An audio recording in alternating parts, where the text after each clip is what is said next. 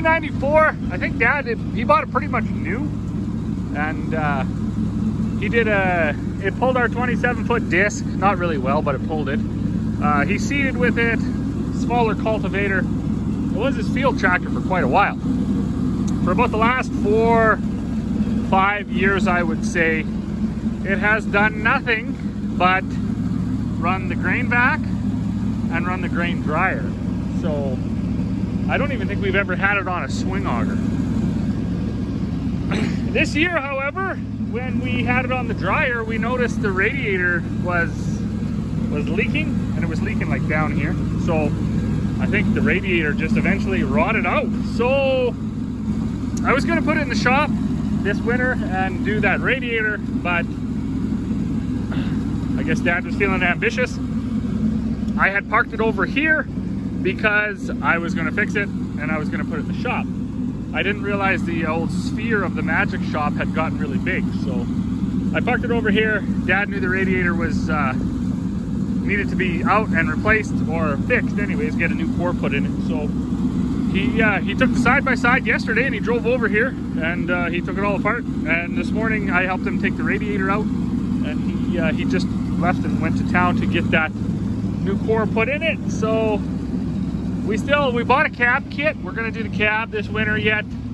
And my wife actually bought a decaling machine, so who knows, we'll probably strip these off and maybe make some new decals. I know the roof has to be fixed or patched. I put a light up there, and if you'll know, it's facing backwards. And yeah, that was by design, because this only runs the grain vac. The grain vac and the grain dryer. So you don't actually want the lights on, because when you're looking out the window at the grain dryer, if these front lights are on, you can't really see the grain dryer that well. So I put an external switch out here to turn that light on the roof on, and then it shines towards the grain dryer. So it was genius. But yeah, that's why it's facing backwards. That's also by design. Good morning. So, not a bad sunrise. A little bit of blue, a little bit of orange, and lots going on today. Shed guys got here about 20 minutes ago. They're putting up the rafters. Probably get those today. They did a few yesterday too. Yesterday was crazy, holy smokes. And today is probably gonna be pretty busy too. So my daughter, she's off to school, Halloween party time. Corey, she just ran to town with Buddy. But yesterday, the neighbor dropped off his roller mill. So he had bought this, planned to use it, then found me on the internet and decided just to get all his grain here. And he doesn't have a reason to own a roller mill anymore. So he gave me a pretty good deal on this. And I said, well, I mean, if you can't use it, I can. So that's 18-inch, a little bit different system than mine, obviously, because if you've been watching this video at all, you know how mine goes. So this has the auger attached right to it, and mine doesn't. So I had to make that hydraulic auger, plus put that little barrel under there. And you can see from here, there's always a little bit of mess of grain under there, and it sucks. That's only 10-inch, and it's slower.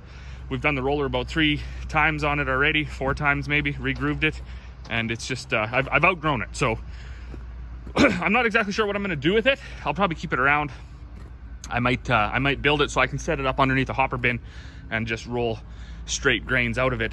But we also got another load of molasses yesterday. That was just in the nick of time because we only had about 3 tons left, and we sold 4 tons yesterday. One guy actually even waited here while the truck unloaded. So all these tanks yesterday were full, and as you can see, the tank at the end is only half full now, and the tank at the beginning, Corey took a ton or 2 out of. We got a couple totes ready to go in front. Oh, what else? Got a little bit of gravel down here. It's been so muddy, so wet for so many days here. When you move these 2,600-pound totes off the scale with the backhoe, you sink right into these lines where the tires go, and then it gets tippy top, so you rock all over the place. So we got some gravel there. Once I get the roller fired up, I'll probably fill this last tote up, maybe grab a couple more. We want to get about 10 totes ready to go because, yeah, people are taking 3 and 4 totes at a time now. It's totally insane. This is the 32% molasses.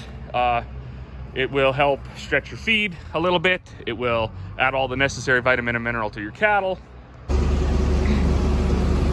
Well, good morning. So, as per usual, back here making feed. Today should be my last real busy day, and I should be getting caught up with the smaller, you know, bag orders, and then I do have some truckloads and stuff to fill, but dudes are getting the roof on the shed there. They got the rafters up the other day, getting the strapping done there now, so I'm not sure where tin is, but by the end of next week we should have a completed shed, which will be good because I can get the combines out of this shed and the swather and stuff, and I can start making extra bags and stick them away. The reason I don't make a bunch of extra bags now is because the fall weather is so unpredictable and it's so terrible. Like, we'll get, you know, -5 like it was last night. The ground's really frozen, and then by 2 or 3 this afternoon the sun will be hot and it'll all turn to mud. So if you set the bags there, the bottoms will be all muddy and the guys can't untie them. We'll get snow overnight or rain overnight, and yeah, it's just a nightmare. So you gotta try to keep the stuff inside. So I'm just gonna make a couple bags here now. Just rolled barley with this 32% not Remenza, sorry, the 32% molasses in it. It's gonna keep the dust down. It's going to, see, you can see the dust coming out of the top there, eh? Grain gets quite dusty when you grind it up, and some of the guys are saying that maybe their hay is a little dusty or something, and it'll, you know, should just be easier on the calves if they there's no dust in the grain. So normally I got this ladder set here and I got to climb the pails up and dump them in the top. I've tried to put them in this auger before, it just gums the auger up, doesn't go very well. But my dad had witnessed this all happening and he thought it was totally reckless and we shouldn't be doing that. So he built me this this pump.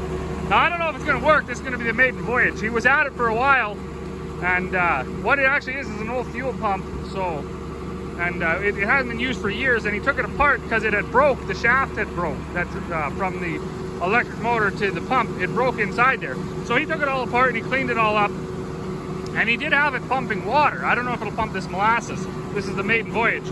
But originally he didn't even have it on his wheels. So I was like, well, how am I going to move it? So then he built this little cart out of just whatever he had in the shop there. And I think it's going to work pretty good. I wheeled it over here. I just got to get it plugged in now and get some molasses. There's a hole in the bottom of this pail, and that's how we're going to meter it out. So most guys are wanting 1 pail per 2,000 pounds of grain. So what better way to meter it out than to just fill a pail? He also had a valve in the bottom. I think that probably was unnecessary, but whatever. And then we had the new equipment needs DEF, and they try to sell you these plastic nozzles. But the one thing we didn't know is these plastic nozzles don't fit in the DEF hole of the tractor. So we're gonna use it now for the molasses. So now I just gotta run my hose in the top. Eventually, if this works, we'll get a bulkhead fitting and drill a hole right in the side of this mill. But for right now, she'll just be this way. Now, we were kind of told by different people, like certain pumps won't work for the molasses. We haven't found one yet that didn't work. I've seen a guy use a 2-inch water pump to pump this stuff. This is an old sprayer pump. They still make this style. It pumps it really well. Of course, this is quite a small pump, you can imagine, but it only takes about 20 minutes to fill up a 900 liters in one of these totes. So we don't mind that at all. Plus, we have a bunch full, as you can see, for people that want to just exchange them. We got some empty ones for people that don't want 2,600 pounds in a tote. And we got, yeah, the option to fill whatever you want. So as far as the pumps go, though, I'm not sure. We haven't encountered one yet that wouldn't pump this molasses. So, but I'm going to fill my pump up and we'll see if that little diesel pump can pump it.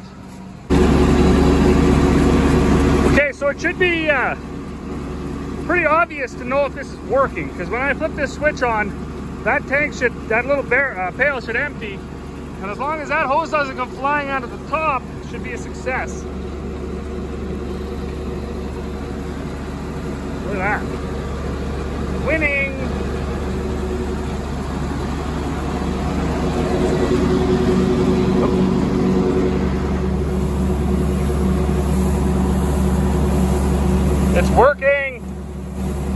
Yeah, so this is gonna be pretty good, I think. I don't know how long that pump is gonna last, but it's gonna save me carting that up here. Because one pail of molasses, when it's right full, weighs over, probably around 50 pounds, maybe a little better than 50 pounds. So if I gotta cart 10, 20 pails a day up here to make 10 or 20 bags, I'm probably gonna get in quite a bit better shape. And honestly, that's not something I'm interested in doing at the moment.